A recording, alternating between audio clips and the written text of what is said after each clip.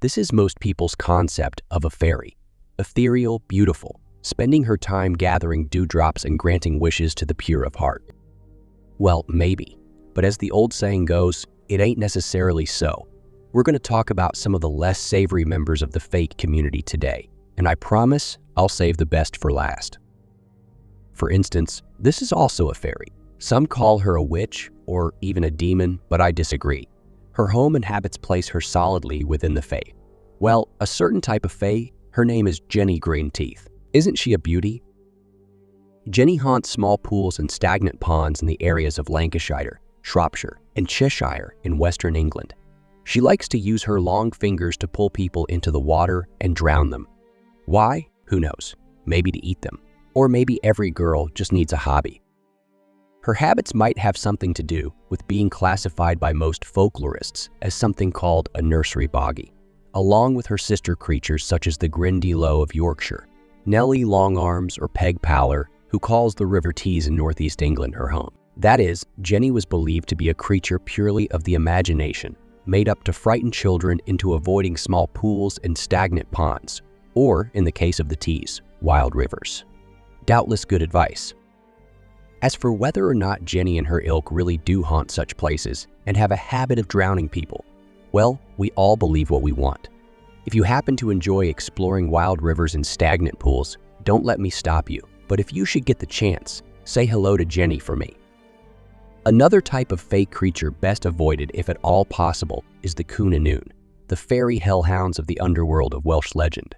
They're notable for their white coats and red eyes and ears. In the distance, their baying sounds like the shrieks of mourning and lamentation. But as they get closer, they sound more like a mortal pack of beagles. Don't be fooled. To be fair, these hounds won't actually harm you themselves. Unlike the devil's dandy dogs, another similar legend. No, they're more like the banshee, in that they simply predict an impending demise. Not a problem unless you happen to be the one to hear them, in which case, well, it was nice knowing you. Next up is the Padfoot, a fairy boggy beast also to be found in the north of England, and not to be confused with a certain black dog in a famous fantasy saga. No, this creature is a frightener and possible death omen, not unlike the Cwnynwn and some of the co-walker specimens, only it doesn't look like you. It could look like anything else, or nothing at all. It even sometimes reportedly traveled in the form of a pack of wool. Most of the time it was invisible, which made it very hard to avoid. It had the habit of softly padding up to a traveler on the road, hence the name, then suddenly roaring with a sound unlike any animal ever made. Sometimes it would even rattle a chain, and if it did appear in some visible form, you must never, ever touch it, not even indirectly. The story goes that it once appeared to a traveler as a white dog. The traveler, perhaps suspecting he was being attacked, struck the beast with his staff. The staff simply passed through the Padfoot as if it wasn't there, whereupon the creature merely stared at the traveler with its huge eyes. The man was so frightened, he immediately ran home and passed away there. It's never good luck to meet a Padfoot on the road, or anywhere, really, but trying to do anything about it is even worse. Moving further north, we come to the English-Scottish border country, which is home to this jovial fellow called a Redcap. He's a short, stout creature with long talon-like fingers and long teeth, and as his name suggests, a redcap. As for the dye he uses to make the cap red, I'll leave that to your imagination. Just know that the color doesn't last long, so he has to renew it constantly. The redcap makes his home in ruined castles and abandoned towers, special places where a great deal of violent history has been made and wicked deeds done.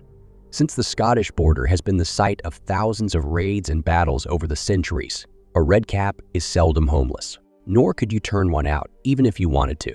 Human strength is nothing against a redcap. There's even a rumor that a former lord of Hermitage Castle was so despicable that he was able to make an alliance with his resident redcap, who possibly recognized the man as a kindred spirit. Regardless of his reasons, the redcap granted him the secret of invulnerability, and so he was immune to all edged weapons. Unfortunately, that secret didn't prevent said lord from dying anyway, when his enemies later captured him and boiled him in oil. The redcap's feelings on the matter of his allies passing are not recorded. Further north in the Scottish Highlands, we run the risk of meeting the Icho hosia. This is the type of fairy known as a water horse, in that this is the form it most often assumes. it is a skillful shapeshifter, so no one is certain of its true form. Sometimes it can appear as a giant bird or a handsome young man, but more often as some sort of horse. It is similar to the Kelpie, except that it only haunts seas and lochs, while the Kelpie is found in running water like rivers and streams. That aside, the Icho is the far more dangerous of the two. The Kelpie often terrifies but does not always do something lethal. The Icho has different plans. Like the shape-shifting puka of Wales, it will sometimes appear beside its home in the form of a beautiful and docile horse, tempting passers-by to ride it. This would be a mistake, because once someone is on its back, they're stuck there, and by then it is too late. The creature then rushes into its watery home where the rider will be devoured, all except the liver. This creature apparently doesn't like liver. That will inevitably be found washed up on the shore of the loch the next day. A story is told in Argyllshire of a young man and 7 companions taking a walk by a loch when they spied a pretty pony standing on the shore. Naturally, they all wanted to ride it. His companions started climbing on its back one by one until all 7 were on board. However, the young man noticed something strange, in that no matter how many people were on the pony's back, there was always room for one more. His companions called for him to mount up as well. But by then he was suspicious and fled from the shore to wedge himself among some large boulders nearby. And now the pony itself was talking to him, demanding that he ride it. He refused and the creature could not get to him through the rocks. It finally gave up and carried the others screaming into the loch. All 7 livers washed up on shore soon after. So if you're ever near a highland loch and a pretty pony awaits you there, just say no. As promised, now we travel a little further north into Scotland, and we come to the legendary Bob and She. The name in Scots Gaelic means roughly the same as the Irish banshee, but this lovely fairy creature doesn't predict death. She causes it. The following story is from an account told by the Reverend Charles M. Robertson in his folklore in the west of Ross-shire in northern Scotland. 4 young men rode on a hunting trip in the mountains and decided to spend the night in an empty shieling, a shelter built to harbor sheep during the grazing season. Bored, they began to dance, with one of their number providing songs and hums to keep the time. One dancer said, "I wish we had partners." No sooner had he spoken than 4 beautiful young women entered the shelter and began to dance with them, with one standing beside the man providing the song. The women were skilled dancers and charming partners, and apparently no one thought to ask what 4 young women were doing wandering the mountains alone. That is until the man who wasn't dancing noticed the drops of blood falling on the floor of the shieling. In a panic, he fled the shelter with his lovely companion in hot pursuit.